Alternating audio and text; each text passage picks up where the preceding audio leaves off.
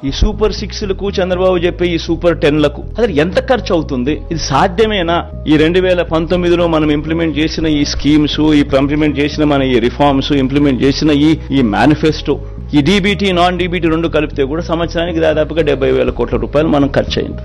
ఆయన చెప్తా ఉన్న ఈ సూపర్ 6లు సూపర్ 10లే 1,21,619 కోట్లు అవుతా ఉంది. కొన్ని పథకాలు ఏదైతే జగన్ చేస్తా ఉన్నాడో అది ఆపడం ఎవరి చేత కాదు. అటువంటి కొన్ని పథకాలు ఉన్నాయి. ఫీజు రీయింబర్స్మెంట్, ఈరోజు పూర్తి ఫీజు రీయింబర్స్మెంట్ జగనన్న విద్యాదేవని ఇస్తా ఉన్నాడు, వసతిదేవని ఇస్తా ఉన్నాడు. దాన్ని ఆపడం ఎవరి చేత కాదు.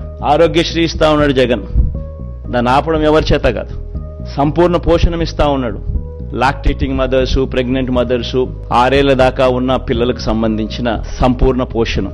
ఫ్రీ రైస్ ఇస్తా ఉన్నాడు జగన్, మనం క్వాలిటీ పెంచి ఇస్తా ఉన్న బియ్యం. దానికి ఖర్చు 18,50,000 మంది రైతన్నలకు ఫ్రీ ఎలక్ట్రిసిటీ ఇస్తా ఉన్నాం. రైతన్నలకు, చిన్నపిల్లలకు పెట్టే గోరుముద్ద జగన్ చేస్తా ఉన్నాడు, చేయక తప్పదు దేవుడికి. ఇటువంటి ఈ పథకాలకు మరో 29,100 కోట్లు ఏ ప్రభుత్వమైనా చేయక తప్పని ఖర్చు.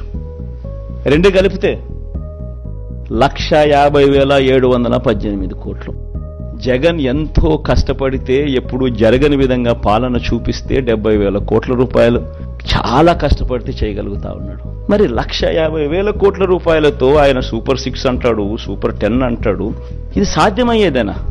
సాధ్యం కాదని తెలిసి ఒక రాజకీయ నాయకుడు ఈ మాదిరిగా రిపీటెడ్ గా, I repeat that word, habitual offender, 2014లో ముఖ్యమైన అంశాలంటూ ఇదే కూటమిలో ఉన్న ఇదే ముగ్గురి ఫోటోలు పెట్టి తన సంతకం పెట్టి మోసం చేసిన ఈ వ్యక్తి మళ్లీ 2024లో మళ్లీ ఇదే మాదిరిగా సాధ్యంగాని హామీలతో అబద్దాలకు రెక్కలు గడుతూ ఈ మాదిరిగా సాధ్యంగాని హామీలతో 1,50,000 కోట్లకు సంబంధించి ఈ మాదిరిగా ఆయన చేయడం, మోసం చేసేదానికి అడుగులు వేయడం దొంగతనం కన్నా, దొంగల కన్నా అన్యాయం కాదా అని అడుగుతా ఉన్నా. 420 కాదా, చీటింగ్ కాదా అని అడుగుతా ఉన్నా. ఒక రాజకీయ నాయకుడు అంటే ఎలా ఉండాలి? ఒక మాట చెప్తే ఆ మాట మీద తాను నిలబడతాడు అన్న నమ్మకం ఉండాలి.